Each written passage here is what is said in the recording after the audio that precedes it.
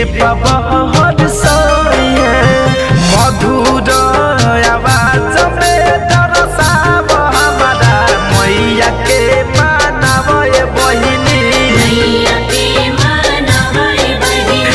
आरी आरी धई के दौड़ावा घाटे गीतिया छठ के गावे बहिनी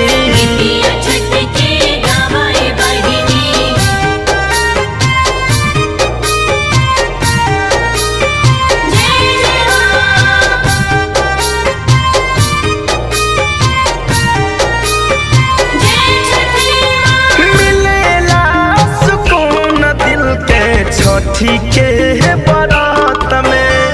भरे कंदन फिरोज गाव संगत में हाँ हाँ मिलेला सुकून दिल के छठी के बरात में शिव मन मोही फिरोज गाव संगत में दौड़ा ऊपर दिया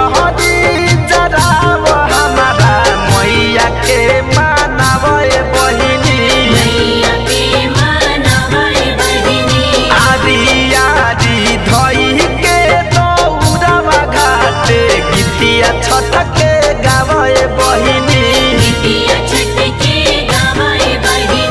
दिल से कर